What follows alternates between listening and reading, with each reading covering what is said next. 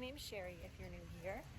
It's Saturday night here in Mexico City, and as you can see by the rain earlier, it really hasn't stopped anyone from getting out and having a good time. I think I saw about 2 or 3 dance parties out there in the park. I'm just about to pop over into Chinatown. I heard they had a new restaurant there, and well, I thought I'd bring you guys along with me, so let's go.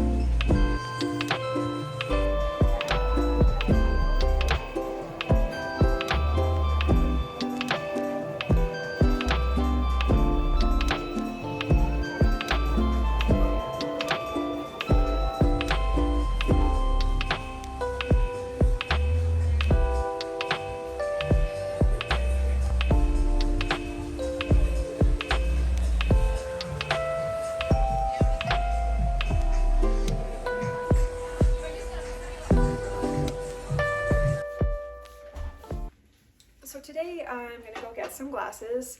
I'm a bit excited because I've always wanted glasses growing up but had really good vision until now. And there's a store by my house I always go to just to kind of browse the frames, and they have a really good selection. I really like the oversized frames that come in, kind of fun colors.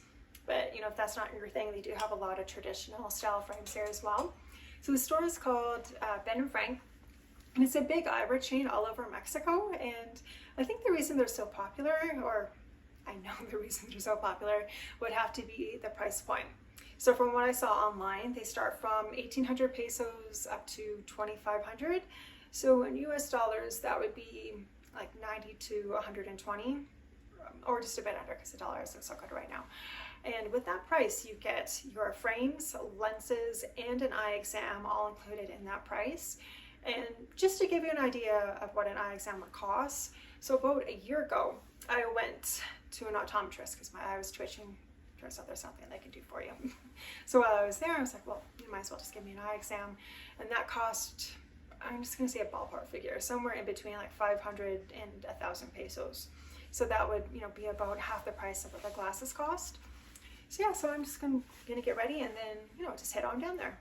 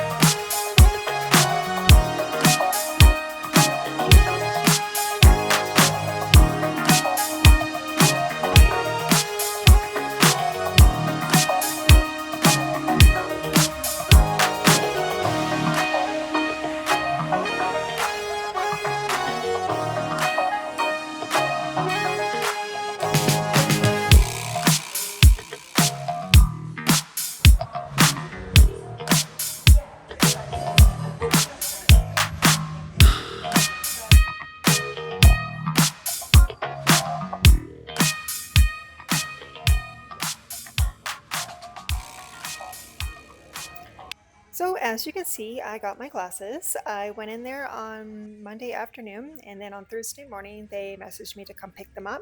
I opted for pickup so I'd get them faster. And those glasses cost me 1,800 pesos, but for the lenses, that's only if you are farsighted or nearsighted. So if you do need progressive lenses, that's an additional 1,800 on top of the price of your glasses. But overall, it was a very good experience. The girls in the store are very helpful, and I would definitely go back again to buy a second pair. I was walking by and came across the store. I really liked the shirts that they had hanging in the window.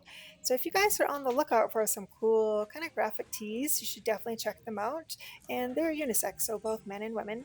The store is called Castault, and they also sell a lot of ceramics, prints, handmade jewelry, and little knickknacks and such.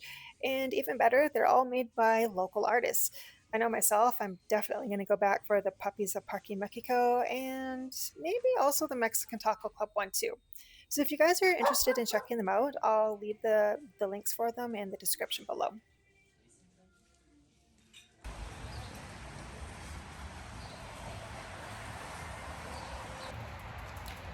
I really admire the people that can get up early on a Sunday morning and go running. Yeah, definitely not me. Every Sunday, the city has a car-free day from 8 to 2. And if you're not a runner, you can also rent a bike. There's Ecobusi bikes. I think they cost 100 pesos for 24 hours.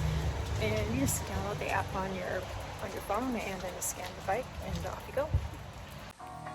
The total length of this is 55 kilometers long, the main street being on Reforma. And if anyone out there has ever done the entire distance of this, feel free to drop a comment down below. And for anyone out there that's into Zumba, sometimes you can find a giant outdoor Zumba class on the street. You'll find that right beside the Angel of Independence. If you're riding a bike and you have a flat tire or maybe your chain falls off, there's also a lot of free bike mechanics along the way as well. And although they are free, they do rely on tips, so I'm just putting that out there. And also if you want to pick up some free bike gear, there's also a lot of vendors too on the route. I've mostly seen them from Reforma up to the church. Now for routes, there's 4 routes and they all branch off from Reforma. So the first one goes to the south, towards the south. The second one to Polanco. It's the shortest one, but it's really nice because there's many restaurants at the end of it. So you can just relax and sit on a patio and have a bite to eat. And hey, maybe too you want to stop in at Chapultepec Park, because that's along the way as well. The third one takes you to Centro. That takes you right down to the square. And lastly, my favorite and the longest one, that takes you to the Church of Guadalupe. And for me, I'm not a religious person, but I always like to go to the church, and behind the cathedral, there's a really pretty waterfall, and it has a flower arch staircase that takes you to the top of it. So if you're ever in the area, it's definitely worth a visit. Well, that's about it for my Sunday. I hope you guys enjoyed the video, and I'll see you guys in the next one.